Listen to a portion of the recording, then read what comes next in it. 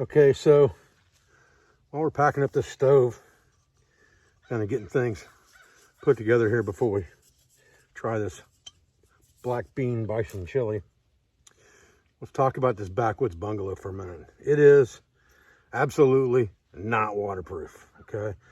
I have slept in it twice, not on rainy days, but I left it up to see if it was going to leak, and I'm kind of glad that I wasn't sleeping in it when it was pouring down rain, because it did leak.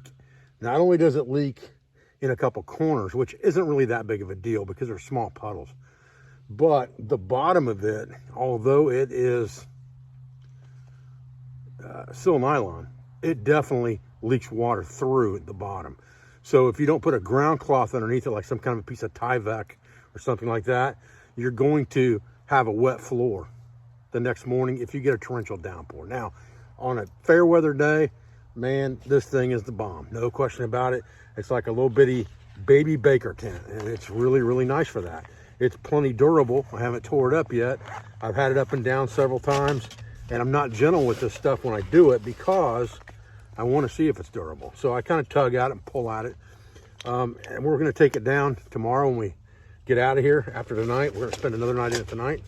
And then we're going to take it down and get out of here with it. But I would say for durability's sake, it's a good tent. For what it costs, if you are looking for something like a fair weather tent, then this tent's probably for you. If you're looking for something that you can use, you know, multiple seasons and multiple weather conditions, all I can say is it leaks. This one leaks. This is the 2.0, and it's definitely not watertight for sure by any means. That being said, like I said, I don't have a problem with the tent. I think it's a good tent. And if I were fair weather camping, I would not hesitate to use this thing at all. But if it was just going to sprinkle or something like that, I wouldn't worry about it either. But in a torrential downpour, it's going to cause you problems. Now, I haven't slept with it in winter yet, so I don't know what it would be like in snow. But I suspect if you had damp ground to begin with, if you didn't put something down underneath it, like a sheet of Tyvek or something like that, you're going to end up with a damp floor. No question about that. I take these rehydrated meals and I kind of shake them around as they're cooking. You know, it's funny because I see comments online sometimes about, oh, I can't believe you're eating those just add water type meals. How come you're not making salt cured bacon and biscuits and all of that stuff? What you got to remember is, you know, even in the days of Horace Kephart, if you read his book and he talks about cooking, and if you read Camp Cookery especially, he talks about taking things in that are very, very reminiscent of what we have today. They just didn't have some of the modern ways of doing things that we do. They had desiccated milk, desiccated eggs, and all those types of things that he carried in with him. Those things are all just add water. That's all they are. If he would have had just add water complete meals, I can guarantee you he would have carried them.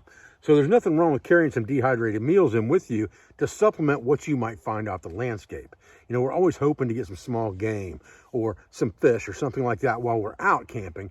But if we don't get that kind of stuff, then we have this. And if we do get that kind of stuff, then we also can supplement those meat sources and things like that in with different types of just add water meals. And they don't have to be expensive ones like this Pack Gourmet or Stowaway Gourmet or Packet Gourmet. They don't have to, or Mountain House. They don't have to be that expensive. They can be just add water meals that I've talked about in a couple of my books, like North Sides and things like that, that are $1 a piece. But you can add meat to them that you catch, and it makes a complete meal, and it's fantastic. You know, just add water potatoes, Idahoan potatoes, great. For an addition to, you get a squirrel, you cook them over the fire, you make some of those potatoes to go with it. Fantastic meal. You know, a little hot sauce, man, you're winning for sure. So that's enough said on just add water meals and why I carry that kind of stuff. It's not that that's all I'm going to eat. It's that I'm planning on supplementing that with wild game. There's no sense carrying things that I have to completely prepare if I don't need to, because the old guys didn't do it either unless they had to because they didn't have a choice. Let's try this chili. All right, well, let's get a little chow in us. Might have time for an evening hunt tonight before the squirrels go back home. Looks like we got the right consistency in there. Just the right amount of water. That thing sure smells good, I know that. Holy cow. Let's see what we got going on here.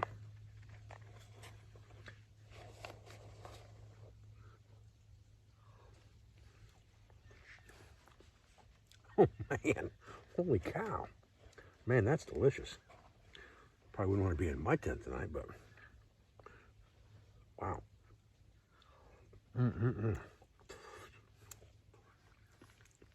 Nice big chunks of meat in there too. And that's really, really, really good. I can't believe how good that is.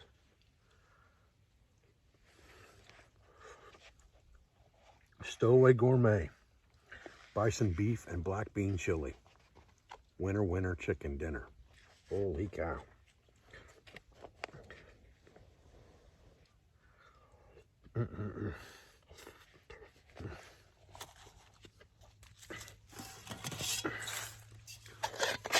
That is so good.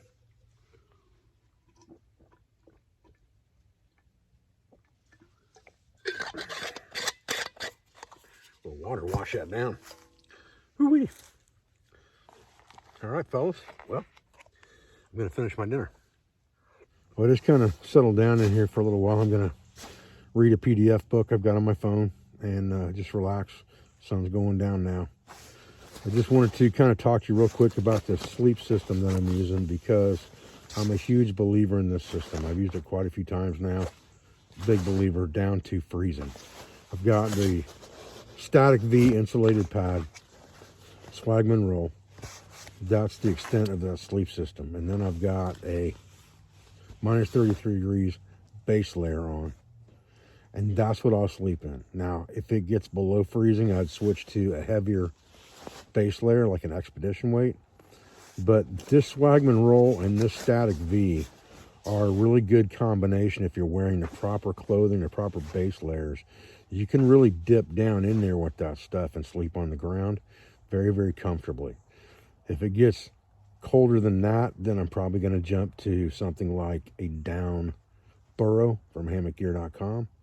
But until it stays below freezing, or a good ways below freezing, like in the 20s, then I'm going to go to the burrow. But until then, I'm going to stick with this combination right here. The Swagman roll to this day is probably my absolute favorite piece of kit. Well, that wasn't too bad. Didn't rain last night. I thought it was going to be raining this morning when I woke up, but it's not.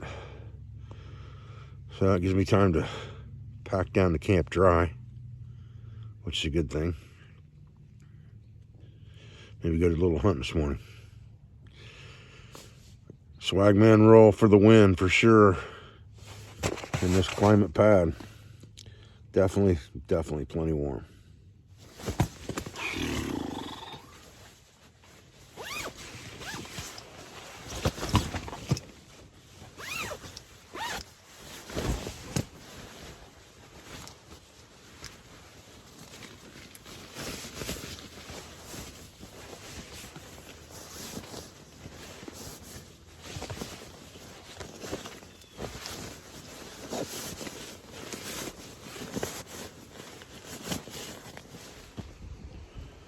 Well, guys, I appreciate you joining me last night and this morning out here for another video.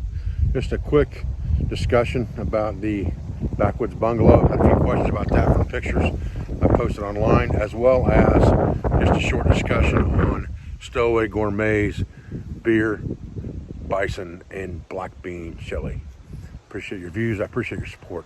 I thank you for everything you do for our school, for our family, and for our business, for all of our sponsors, instructors, affiliates, and friends. And I'll be back with another video as soon as I can, guys. Thanks.